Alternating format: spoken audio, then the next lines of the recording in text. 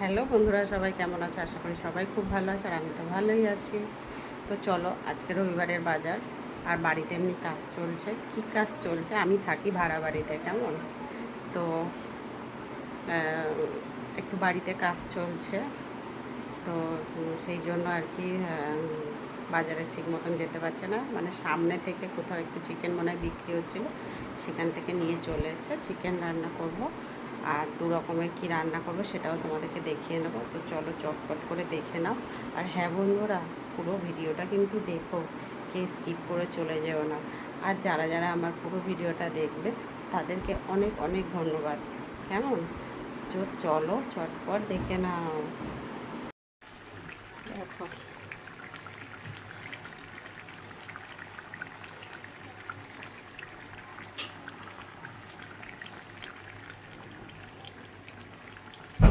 আজকে চিকেনটা হচ্ছে সবার প্রথমে ভালো করে পরিষ্কার করে ধুয়ে নিয়ে, তারপরে কড়াই তেল দিয়ে দারচিনি, লবঙ্গ, গোটা শুকনো লঙ্কা ফোড়নে দিয়েছি।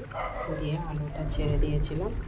আলুটা একটু লাল লাল করে ভেজে নিয়ে, আলু কিন্তু তুলিনি, কড়াতেই ছিল, তার পেঁয়াজ আর রসুন কুচিয়ে দিয়েছি। কুচিয়ে কিছু সময় নাড়াচাড়া করে তারপরে হচ্ছে তোমার জিরে, ধনে, আদা, কাঁচা লঙ্কা, শুকনো লঙ্কা সব একসাথে পেস্ট করে নিয়েছিলাম।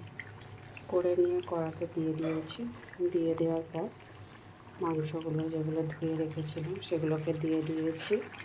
দেওয়ার পর নুন, হলুদ আর একটু লঙ্কার গুঁড়ো পরিমাণ মতন দিয়েছি। দিয়ে একটু নাড়াচাড়া করে তারপরে একটু কাঁচা সর্ষের তেল দিয়ে দিয়েছিলাম।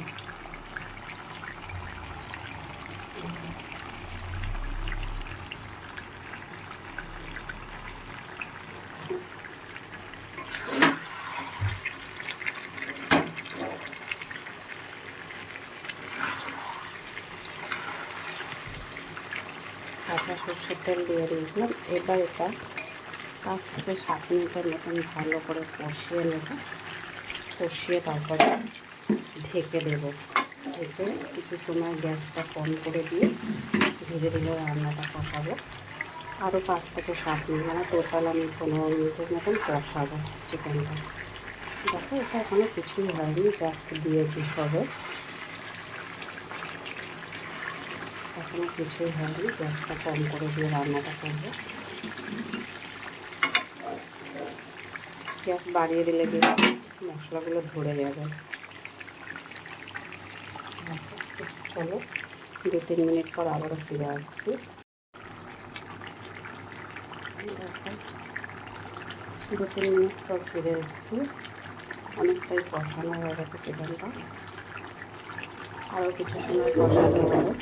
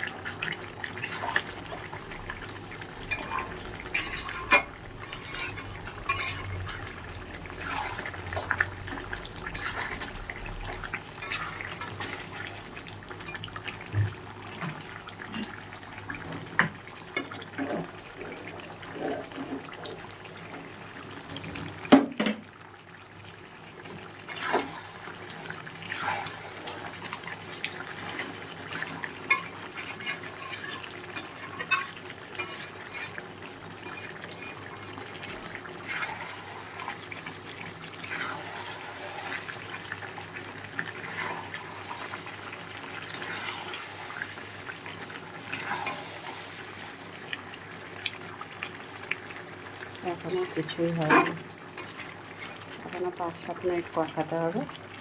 কষানোর পর দেখবো, ঢেকে ঢেকে কষাতে হবে। আলু এখনও অনেক শক্ত আছে।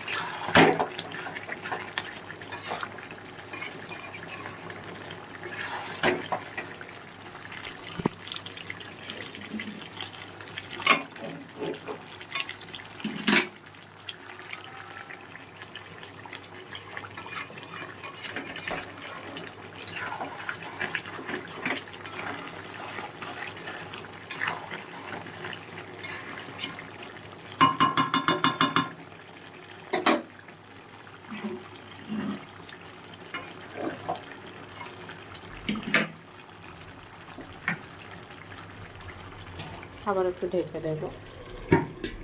2-3 মিনিট পর আসছি ফিরে আবার। দেখো চিকেনটা আমার প্রায় কষানো হয়ে গেছে কিন্তু, প্রায় 5-7 মিনিটের মতন ভালো করে কষিয়ে নিয়েছি গ্যাসটা জোরে দিয়ে। এবারে আমি গ্যাসটা আস্তে করে দিয়ে আরও 5 মিনিট কষাবো। তারপরে যদি ঝোল খাওয়ার ইচ্ছা হয় দেখবো আগে, যদি মনে হয় একটু পাতলা ঝোল খাবো হালকা করে, তাহলে একটু সামান্য একটু জল দেবো। আর যদি মনে হয় যে না থাক কষাই খেয়ে নেবো, তাহলে দেখি আগে পরিস্থিতিটা কী হয়। ঠিক আছে, দেখি। আলুগুলো কিন্তু এখনও অনেকটাই সিদ্ধ হতে বাকি আছে।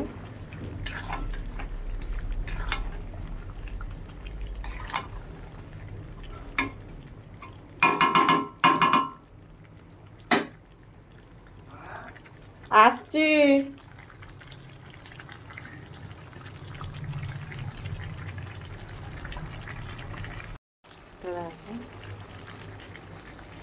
5-7 মিনিট আবারও কষিয়ে নিয়েছি, আর বেশি সময় কষাতে লাগবে না। আলুটাও প্রায় অনেকটাই সিদ্ধ হয়ে গেছে। এবার একটু দেখো গরম মশলা দিয়ে দিচ্ছি।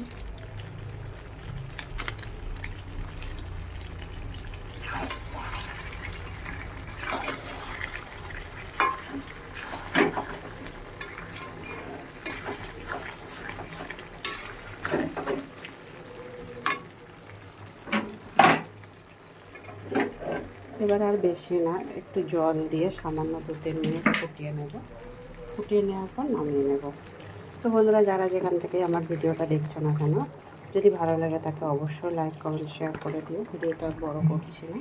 যারা আমার ইউটিউব চ্যানেলে দেখছে তারা অবশ্যই একটা সাবস্ক্রাইব করে পাশে থেকো, আর যারা আমার ফেসবুকে দেখছো তারা ফলো করে পাশে থেকো। বুঝলেন? সবাই ভালো থেকো, সুস্থ থেকো। আবার পরে দেখা হবে কোনো একটা ছোট্ট ভিডিও নিয়ে। টাটা সবাইকে।